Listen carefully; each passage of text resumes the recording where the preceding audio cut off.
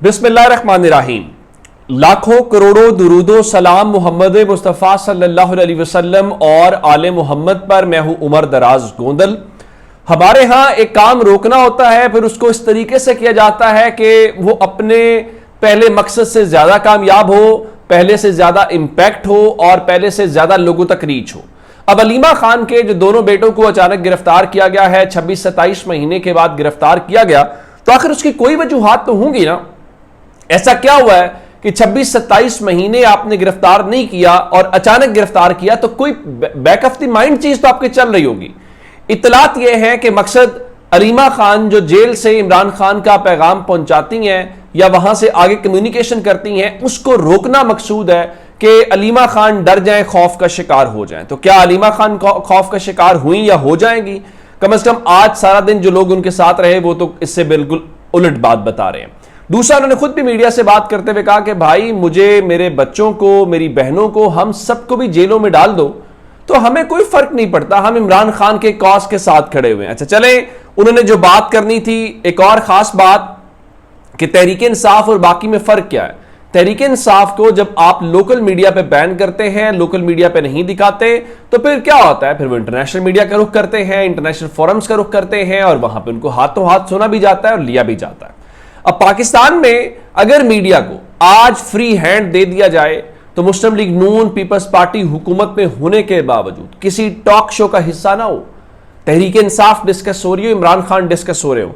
अब हुआ क्या कि मारियो नौफाल जो हैं उनके साथ आज अलीमा खान ने एक तफसीली इंटरव्यू दिया है और वो तफसीली इंटरव्यू कैसा था, उसका इंपैक्ट कैसा था कि उसको कोई 100, 200 या 1000, 2000 लोग नहीं देख रहे, लाखों में। यानी जब मैंने देखा तो 2.5 लाख के करीब लाइव उनको देख रहे थे। अब 2.5 लाख का मतलब यह है कि मारियो नौफाल जो हैं उनकी ऑडियंस पाकिस्तान में तो नहीं है, उनकी ऑडियंस इंटरनेशनल है। और इंटरनेशनल जब आप बात कर रहे होते हैं तो फिर आपके केस का इंपैक्ट डिफरेंट होता है।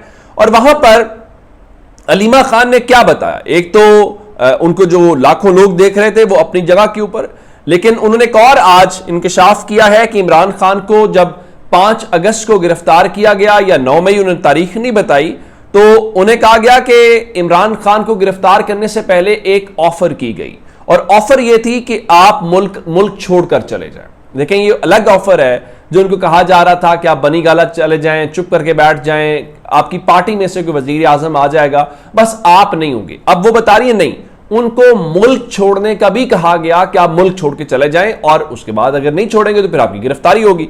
तो उनका, मैं मुल्क क्यों छोड़ूं, मैंने कोई जुर्म नहीं किया। और उसके बाद उन्होंने कहा कि जो इमरान खान है उनको डेथ सेल में डाल दिया गया है और इमरान खान का अपने अल्लाह के ऊपर जो ईमान है वो बहुत मजबूत है। अब इस सारी सूरत हाल को देखते हुए जब वो अलीमा खान वहां पे पैगाम पहुंचा रही हैं और उन्होंने इमरान खान का पैगाम वहां पे पहुंचाया है, तो जो पैगाम आप उनको डरा रहे थे कि पाकिस्तान के लोगों तक ना पहुंचाए, वो इमरान खान का पैगाम इंटरनेशनल कम्युनिटी तक पहुंचा रही हैं। और उसके बाद उन्होंने ये भी कहा कि मेरे भी वारंट गिरफ्तारी जारी हो चुके हैं। तो अब होना तो ये चाहिए था कि अलीमा खान आज डर रही होती, कहीं कोई सेटलमेंट की कोशिश कर रही होती, किसी मसलहत के तहत चुप हो जाती, लेकिन नहीं, वो तो चुप नहीं हुई। हालांकि आप क्या कर सकते थे? आप यही कर सकते थे, कल उनका बेटा गिरफ्तार किया और 24 घंटों के अंदर दूसरा बेटा जो है उसके मुतालिक भी अभी तक कोई पुलिस जो है वो नहीं बता रही कि उनको गिरफ्तार किया है, तो किस पुलिस ने गिरफ्तार किया, ये क्यों गिरफ्तार किया है। तो ये एक ऐसी सूरत हाल है मेरे ख्याल से जिससे, और वो फिर इवन उनके दोस्त अहबाब जो है वो भी बता रहे हैं कि जो उनके साहबजादे खासकर शारेज हैं वो उस दिन मुल्क में मौजूद ही नहीं थे, पंजाब में, लाहौर में मौजूद ही नहीं थे, वो चित्राल में मौजूद थे। तो अब वो मुल्क के एक ऐसे हिस्से में मौजूद थे जहां पर कोई ऐसी सूरत हाल नहीं है, लेकिन आपने उनको लाहौर में जो है कर दिया। पाकिस्तान में फिलहाल जो चीजें हैं वो इस तरह से चलती हैं। मैंने आपको बताया था कि सुहेल वड़ाइच के खिलाफ एक दरखास्त सामने आई है, वो दरखास्त मेरे तक पहुंची और उस दरखास्त को लेकर मैं आपको ये बता सकता हूं, मैंने आपको कहा था कि होता इस तरह से है कि कोई मुहिब वतन शहरी जो है वो दरखास्त जमा कराता है, तो मशकूर हुसैन है जी और लाहौर सांदा से इनका ताल्लुक है। انہوں نے ایک درخواست دی ہے، اور وہ درخواست جو ہے وہ deputy director FIA cyber crime wing کے نام ہے، لیکن سائبر کرائم ونگ والے بھی نہیں مان رہے، اور اس کے بعد جو نیشنل سائبر کرائم ایجنسی ہے، ظاہر ہے آپ سائبر کرائم تو وہ دیکھتے ہیں، تو وہ بھی ابھی تک ان کے ترجمان یا باقی حکام جو ہے اس بات کی تصدیق نہیں کر رہی۔ سہیل وڑائچ صاحب کے ساتھ تو جو ہوگا سو ہوگا، ہمارے ایک کلیگ ہیں اور وہ اور میں اکٹھے ایک ادارے میں کام بھی ایک وقت میں کرتے رہے ہیں، اور وہ ہیں اسلام آباد سے سینئر صحافی خالد جمیل صاحب۔ وہ اس وقت اسلام آباد کے بیورو چیف تھے اور میرے ساتھ انہوں نے کام کلیگ کے طور کے اوپر ہم نے کیا ہے، مجھے ان کے شوز میں بیٹھنے کا اتفاق ہوا۔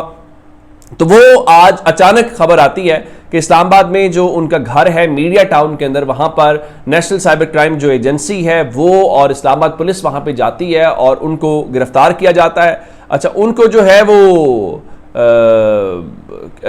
کیا کہتے ہیں کہ گرفتار کس مقدمے کے اندر کیا گیا ہے، یا ان کے اوپر الزام کیا ہے، یا ان کے اوپر FIR کیا درج کی گئی ہے، تو یہ ابھی تک کسی کو کوئی علم نہیں ہے، لیکن ان کو ساتھ لے جایا گیا ہے۔ پھر میں نے جاننے کی کوشش کی یا دوستوں سے پوچھنے کی کوشش کی کہ آخر کیا وجہ ہے کہ آپ ان کو گرفتار کر کے لے گئے ہیں، تو کوئی وجہ تو ہوگی۔